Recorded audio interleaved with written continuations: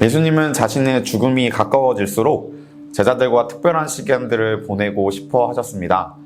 제자들과 유월절 식사를 하시고 제자들과 자신의 관계를 새롭게 하시며 그들을 친구라고 부르십니다. 식사를 마치시고 이제 자신의 죽음을 준비할 수 있는 마지막 시간에 예수님은 제자들에게 이렇게 말씀하십니다. 내 마음이 매우 고민하여 죽게 되었으니 너희는 여기 머물러 나와 함께 깨어 있으라. 예수님은 자신에게 다가오는 죽음의 그림자를 분명히 보고 계셨습니다. 그것은 예수님을 두려움에 떨게 하기에 충분했습니다. 하나님께 이 잔을 거두어 달라고 기도하신 만큼 죽음은 예수님을 무겁게 누르고 있었습니다. 그리고 그 무거운 마음을 제자들과 함께 나누고 싶어 하셨습니다. 지금까지 하나님의 뜻을 이루기 위해 강하게 달려오셨던 예수님이 가장 약해지신 순간에 예수님은 제자들이 피로하셨습니다. 나와 함께 깨어있으라는 말은 어쩌면 구원자의 두려움을 함께 나눌 수 있는, 이제는 누구도 얻을 수 없는 위대한 초청이었는지도 모릅니다. 우리가 잘 알고 있는 것과 같이 이날 밤 예수님은 제자들에게 어떠한 위로도 받지 못하십니다. 제자들은 예수님이 왜 고민하시는지 전혀 이해하지 못했던 것 같습니다. 예수님은 자신이 붙잡힐 것이다, 내가 죽을 것이다 라고 계속해서 말씀하셨지만 아무도 예수님의 죽음을 준비하거나 리더를 잃었을 때를 대비하고 있지 않았습니다. 예수님의 죽음은 제자들에게 있어서 마주하고 싶지 않은 현실이었을 겁니다. 하지만 사람은 피하고 싶지만 피해서는 안 되는 상황을 만납니다.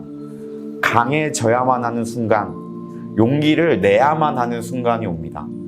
제자들에게 겟세마네는 반드시 강해져야만 하는 장소였습니다. 하지만 제자들은 강해져야 할 순간에 약해지는 것을 선택합니다. 그래서 그들은 그날 밤을 깨어있지 못합니다. 예수님에게 겟세마네는 자신이 약해질 수 있는 유일한 장소였습니다. 죽음을 당당히 받아들이기 전 마지막으로 하나님께 자신의 연약함을 드릴 수 있는 장소, 그곳이 겟세마네였습니다.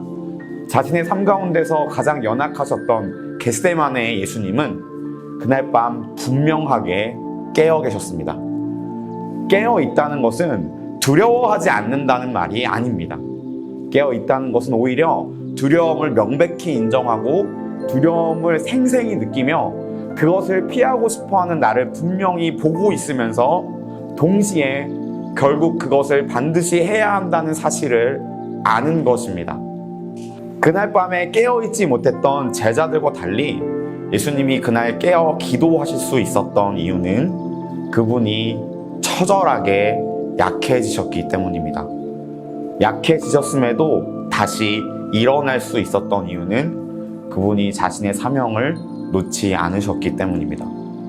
그날 밤에 제자들에게 하신 예수님의 가르침, 시험에 들지 않게 깨어 기도하라는 오늘 사는 우리에게 여전히 큰 울림을 줍니다. 우리에게도 제자들에게 그러했던 것처럼 강해져야만 하는 때가 올 겁니다. 예수님에게 그러했던 것처럼 약해져야만 하는 때도 오겠지요. 하지만 강해져야 할 때 약해지고 약해져야 할 때 강해지는 그러한 비겁함이 우리 안에 있음을 우리는 알고 있습니다. 우리는 깨어있기 위해서 우리의 사명에서 눈을 돌리려 하는 비겁함을 똑똑히 바라보아야 합니다. 우리의 비겁함을 가지고 하나님께 기도할 수 있어야 합니다. 예수님의 겟세마네 기도는 하나님이 내 기도를 거절하실 수 있다는 슬픈 경외함이 담겨 있습니다. 어쩌면 사명이라는 길은 우리가 비겁하고 슬퍼야만 걸을 수 있는 길인 것도 같습니다. 만약 우리가 그럼에도 불구하고 그 길을 걷고자 한다면 먼 옛날 겟세마네에서 제자들과 함께 깨어있길 바라셨던 예수님이 우리와 함께 깨어 있으실 겁니다.